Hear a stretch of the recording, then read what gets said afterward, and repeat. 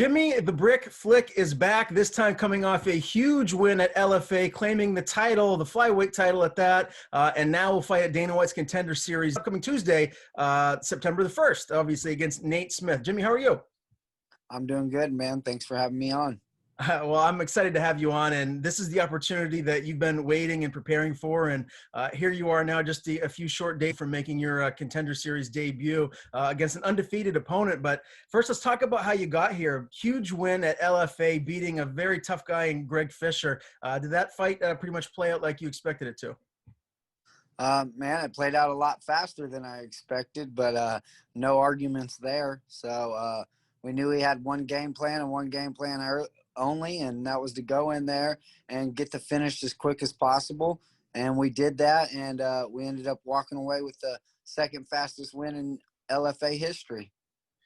Was there anything in that fight that surprised you? Did you feel just, stronger than him, or was there anything that he brought into the fight that maybe you didn't expect to have happen? No, man, not really. I did feel a lot stronger than him when it hit the ground. He had some pretty good takedown defense, but I've been wrestling my whole life, and we cut back from the single leg to the double leg. We were able to finish it, and I'm a finisher. I seen something, and I jumped on it, and he tried to defend it, and it worked out in my favor. We locked up that head and arm, and we got the finish in 38 seconds. When you locked up that head and arm, did you know that it was over? Was there any chance that he was going to be able to get out of that, or did you feel pretty confident that you were going to get the sub? Oh, I was pretty confident. I was even going to go off my back with it. As you can see, I went to go jump on my back with it. Once I locked it in, I do it in gym all the time. And then I was going to use my butterfly sweep to sweep him over where I could have been on the side mount. And he went to go roll and try to get his arm out, but my grip was too tight. And when he rolled, he just rolled me over with him, put me on the side I needed to be on, and we got off to the side and finished the choke. Well, again, a very impressive victory. Did you get a chance to talk to him afterwards? And if so, what did you guys have to say to one another? Oh, not much, man. We just gave each other some respect, and that was about it. It all happened so quick, and seen him later at the hotel, and we kind of, just, eyeballed each other and, and gave a little fist to each other and a little congratulations, and that was about it, man. And, here you are now. This is the biggest fight of your life. What has things been like up until you got that call? Did you just go right back into training and get ready for this opportunity? Yeah, man, we were back in the gym running sprints the following week. Then I had a tooth issue, and I actually had a tooth removed a week after the fight. And then 4 days after having the tooth removed, the UFC called and asked if I wanted to jump on the Tuesday Night Contenders. And we said yeah, and we were back in full camp. What happened with the tooth? Why'd you have to have that removed? I just probably too much eating, a lot of sweets, and just had a bad tooth. It had been broke prior. And after I got back to eating really good and eating some sweets, I guess it got aggravated. And the best thing to do was to just get that thing pulled out. And we got it pulled out, and we were back in the gym the following week. What's the main culprit as far as the sweets that led to that? Is there something in particular you really like? Oh, man, I love ice cream. I just love food. I love sweets. I love cake. I love it all, man. But, when we're in fight camp, we stay away from all that. So I think I just got back to eating all my sweets and enjoying everything and just aggravated it. And we just got it pulled, and we've been good ever since. How long do you give yourself to kind of indulge and cheat and eat all the bad things that you want to eat before you get back on track and get back in the gym? Is there is it a day or two? Do you give yourself a week? I know it's got to vary for every fighter depending on who you are. Yeah, I usually try to do, about a week off and, enjoy myself and have some fun. But we knew coming off of a 38-second victory that we had to be smart. We didn't want to get too big, and we knew there was going to be a call coming. We just didn't know what call it was going to be. So, yeah, about a week usually. So tell me what your reaction was when you got the call. I got to imagine you must have just been jumping for joy, but understanding that, this is just the beginning of what the goal is that you want to accomplish here. Just tell me how happy you were and run me through that call when you found out.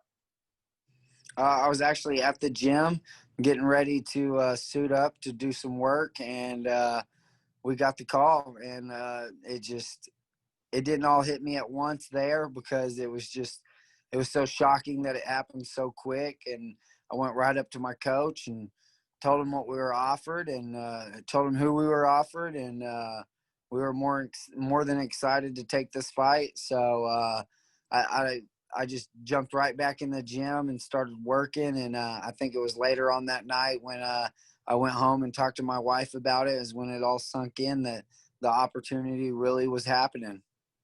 Yeah. Did you call anybody after you found out, or did you just wait till you get home to tell your wife then? Oh, I called her while I was on the gym floor, and you know, started to tear up a little bit that my opportunity was here. Uh, and we had a quick turnaround, and we were going to be back in camp and going full force for this opportunity. Yeah, and you're in Vegas now. Tell me, when did you fly out there? What has the whole quarantine testing? What has that whole situation been like down there? Oh, it's been great. Yeah, we flew out Tuesday morning. As soon as we got here, we got tested, and they sent us to our room, and we had to stay in our room for 24 hours. I worked out in the hallway and took off running up and down the hallway to get my workout in. And I have my coach with me, so we were able to do mitts and everything. The next day, they told us we were COVID free and took us down to the UFC Institute to do all my media and everything, and got to see all that stuff. It was really cool. And then the next day, they got me in the Fighters Hotel, and I have my own gym. I have my own room, and it's the VIP treatment, man. It's been great since we've been here, and I'm just trying to take it all in and stay focused on this fight. And how many more times are you going to have to be tested before you're officially cleared to fight on Tuesday? Two more. Two more. And are they giving you the option? Like, do you get to go up the nose or down the throat, or are they just telling you what you have to do and how you have to do it? I believe we're doing. We already did down the throat, which that was the first time, and then I got another one coming up that's going to be the nose, and I'm not for sure what they're going to do on the third one. But in my email, I was told I'd be getting tested 3 times. Mhm. And obviously, anyone that's with you in your corner has to be tested as well. Is it just you and your one coach, or do you have anyone else there with you? It's me and my one coach right now, and then my buddy, my best friend and training partner, Mike, will be coming out. I had an option when I wanted to bring him out, and so I'm bringing him out Monday because this kid had a football game and stuff, and he actually had to give himself a COVID test that they sent to us, and he had to do it over the Zoom app, and they told him how to do it, and he had to stick the thing down his nose and twist it until they told him to stop. And then we sent it in for him, and he'll be flying in Monday morning, and then he'll have to do the mouth one as well. Yeah, well, hopefully everything goes smoothly. You guys get to fight night, and you have everyone that you need right there in your corner. As far as just this whole experience goes, and you being down there, getting ready for this huge fight, tell me what your emotions are like. Are you excited? Are you nervous? Are you kind of, just feeling like you normally would? Like, what are you kind of experiencing right now? Yeah, man. I mean, being out here so early and just being able to chill with my coach, be in my room, not have a lot of things bothering me has been great, man. I mean, I miss my family, I miss my little girls, but I'd be able to do live videos with them, get to see them. They know what daddy's out here doing. But it's more relaxing than most fights since we got out here so early. I mean, food is great. The UFC's taking care of me. Everything's pretty easy. I get to train on my own schedule. Um, so I've been pretty just relaxed, man. I mean, it's better actually than most fights and really calm. And I'm just ready to go do work. I'm not seeing it as anything different.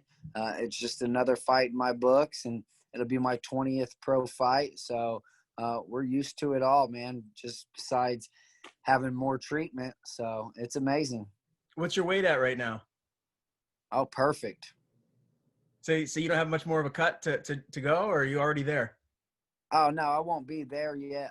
I don't hit 125 or 126 until the day of, but I'm on point where I wanted to be, and it couldn't be any better. The UFC has my own training room with a portable sauna. We have mats for rolling and hitting mitts. And after we get off here, I'm going to go get a light run in outside, do some rolling with the coach. And then we're thinking about going and shooting some bazookas.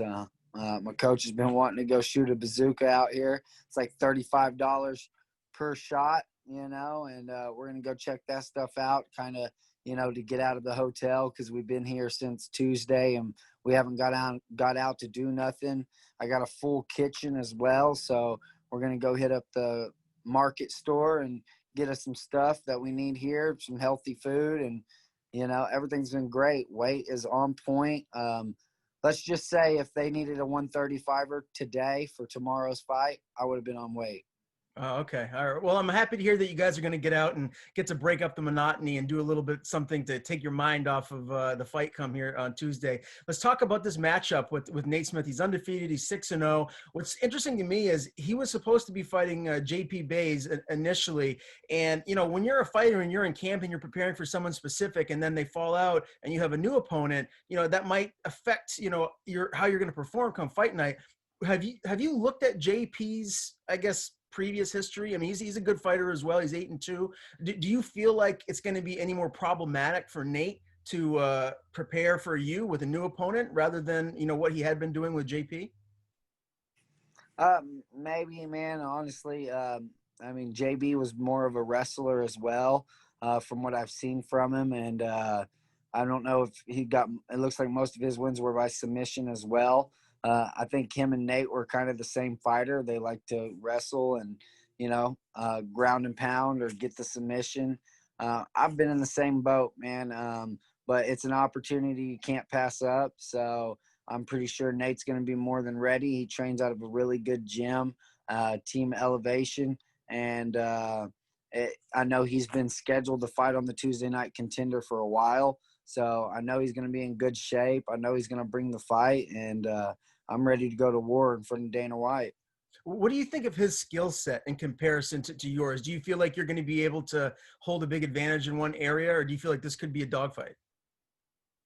Oh, most definitely it's going to be a dogfight, but I know his best aspect is his cardio. He has really, really good cardio, training up at Elevation.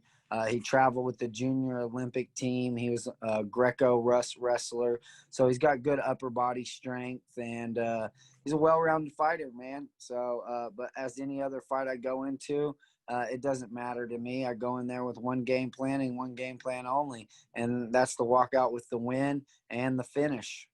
How do you see yourself getting your hand raised? With a finish, baby, just like the last fight, man. I like to finish people, and his O's got to go. Do you anticipate this getting out of the first round? I mean, Dana White's made it clear in the past that he wants people to go in there and get finishes. That's what this Contender Series is all about. Do you feel like this fight could get out of the first round and maybe you finish him in the second or third, or do you think, you know, will be quick night?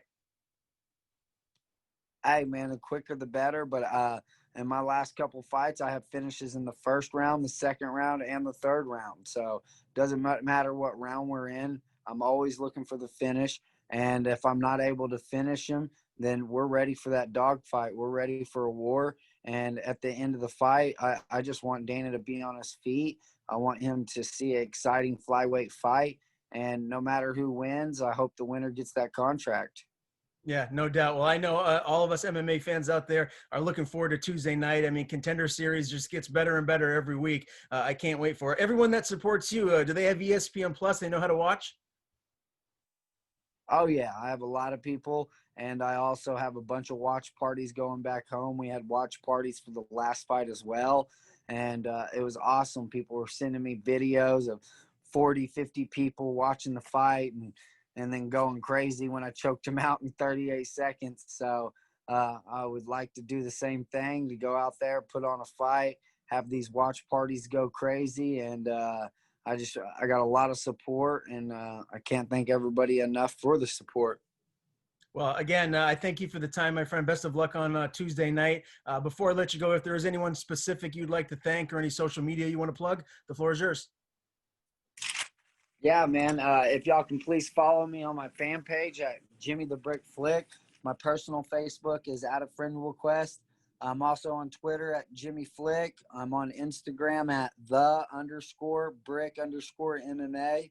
And I'd like to give a shout out to all my sponsors: Harvest Health, the Plug 918, Midwest Extract, Core Hog, Ryan and Rose Roofing, Paint It Right Tulsa, Industrial Motor Services, Code Zero Customs, Evolved Health, Big Elk Energy and Gas, Keystone Chevrolet, My Job Tulsa Plastics, Broadway Barbershop, Simpsons Truck Lining, All Britain Plumbing, Blue Line Signs, HKA USA, Micah Stockton with New York Life, Primary Colors Retro Relics, Fighting for Autism, Tulsa Sport Acupuncture, The Office on Main, CrossFit Sand Springs, Forza Combat Sports, Thunderkick Tulsa, Seth from Keller Williams Realty, the Beer Drinking Club, and Gary's Truck and Trailer Services. So I really appreciate all y'all. Without all y'all's support, it wouldn't be possible for me to chase this and take care of my family and take time off work and pursue my career. So, and everybody that shares my page, follows my fan page, I really appreciate all y'all. And thank you for bringing me on and doing this interview. I really appreciate it. Hey, it's always a pleasure. And once again, Jimmy, you absolutely crush the sponsorship game. You do it as good as anyone, man. So congrats there. And I look forward to talking again soon, buddy. Yes, sir. Thank you, man. I appreciate it.